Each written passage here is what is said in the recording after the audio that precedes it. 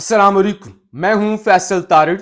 आज 4 नवंबर बरोज सोमवार इंतहाई आम हफ्ता शुरू हो चुका है। इस हफ्ते में जुडिशल कमीशन का इजलास भी होने जा रहा है और कल अमेरिका के अंदर इलेक्शन भी होने जा रहा है। उससे पहले पाकिस्तान में भी बड़ी तब्दीलियां होने जा रही हैं और आज खास तौर पे अडयाला से, इस्लामाबाद हाई कोर्ट से और सुप्रीम कोर्ट से भी बड़ी खबरें आ चुकी हैं। सबसे बड़ी खबर अडयाला जेल से है, जहां पे साबिक वजीर आजम इमरान खान के जाती मुआलिज डॉक्टर आसिम हफीज और अडयाला जेल के मेडिकल बोर्ड वाले इस वक्त अडयाला जेल पहुंच चुके हैं, जहां पर इमरान खान का आज तफसीली चेकअप होगा। और इमरान खान के हवाले से जाहिर खबरें आ रही थी कि वो उल्टियां कर रहे हैं, खाना उनको ठीक नहीं मिल रहा था, फिर उनके कान के हवाले से भी खबरें थी और बाकी भी उनकी हेल्थ के हवाले से। तो लिहाजा आज उनके अपने जाती डॉक्टर्स और फिर पिम्स वाले सरकारी डॉक्टर्स भी उनका जो चेकअप है वो करेंगे। दूसरी सबसे अहम खबर रात को आपको दी थी कि वो जो डील वाली खबरें थी ना, उस पर खान ने लात मार दी थी। यानी खान ने बड़ा वाज़ेह इनकार कर दिया था। खान ने कहा था कोई डील नहीं है, भाग जाओ।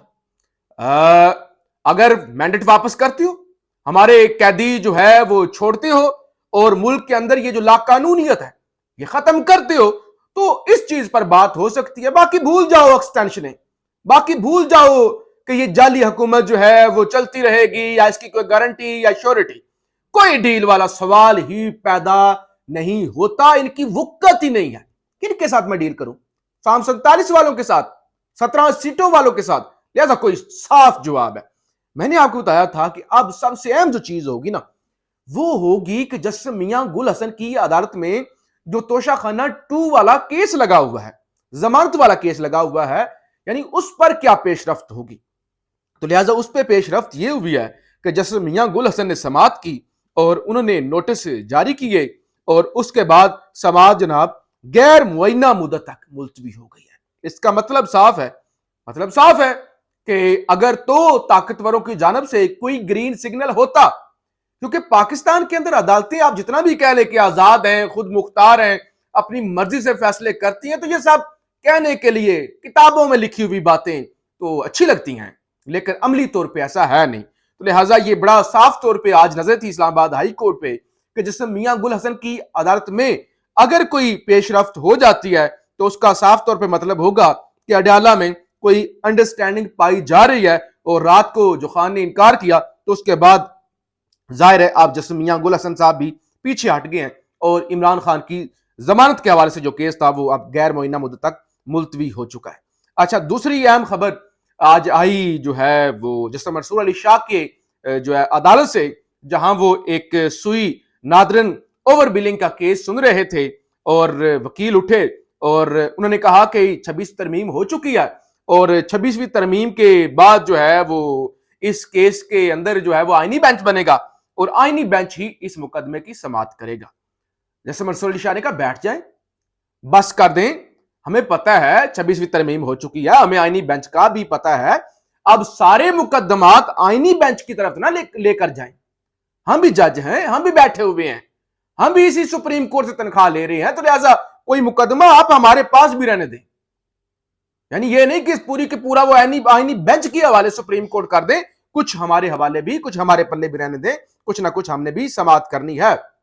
दूसरे नंबर पे आज इस्लामाबाद हाई कोर्ट के अंदर आमिर फारूक साहब की अदालत में इंतजार हुसैन पंजोता की बाजियाबी के हवाले से केस था और जाहिर है वो जिस तरह बाजियाब हुए, जो उनकी वीडियोज आई और जो एक भोंडा और घटिया स्क्रिप्ट जो है वो दोहराया गया, तो इसमें जनाब आमिर फारूक साहब ने कहा कि मैंने टीवी देखा है और टीवी से मुझे मालूम हुआ है कि क्या कुछ हुआ है इंतजार पंजोता के साथ और ये हमारे लिए बाइसे शर्मिंदगी है, लेकिन बस हम क्या कर सकते हैं, अल्लाह का शुक्र अदा करना चाहिए कि इंतजार पंजोता वापस आ चुके हैं। इंतजार पंजोता के साथ जो कुछ हुआ नहीं होना चाहिए था, यह कोई ऐसी चीज नहीं है जिसे बर्दाश्त किया जा सके।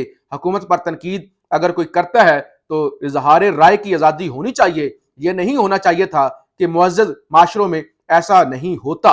और अब आप मेहरबानी करें कि आपके सोशल मीडिया पे जो अटॉर्नी जनरल मंसूर उस्मान अवान के खिलाफ कैंपेन चल रही है, वो कैंपेन आप खत्म कर दें। बजाय इसके कि आप लेते एक्शन, आप कहते ये किसने किया, ये एक मुअज़्ज़ज़ वकील पर किसने तशद्दुद किया, किसने अगवा किया, हम इसकी डेप्थ में जाएंगे, हम ढूंढ कर निकालेंगे। उन्होंने कहा हाँ, मैंने टीवी देखा है, ये नहीं होना चाहिए था, बड़ी शर्मिंदगी हो रही है मुझे। और आप अदालतों पर तनकीद जरूर करें, अदलिया पर तनकीद जरूर करें, लेकिन ये आप अटॉर्नी जनरल पर तनकीद ना करें।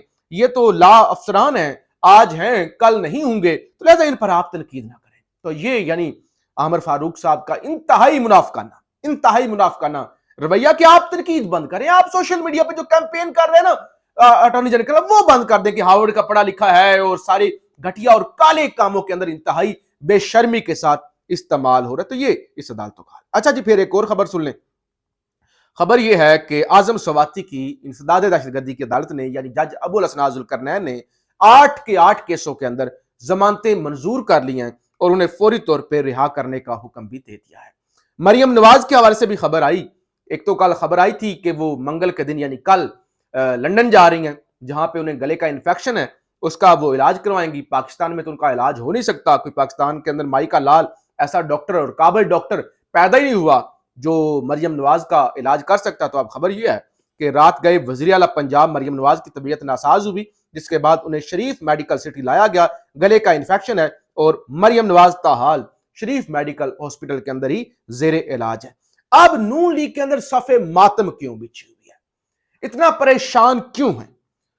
हामिद मीर साहब की जानिब से आज एक कॉलम लिखा गया है सबज किताब के नाम से, जिसके अंदर वो ये दावा करते हैं कि कुछ नून लीग के वुज़रा और कैबिनेट के मेंबर उनसे मिले हैं जो घबराए हुए थे, जिनके चेहरे लाल थे, और वो कह रहे थे कि हमारे लोगों ने ये क्या कर दिया है।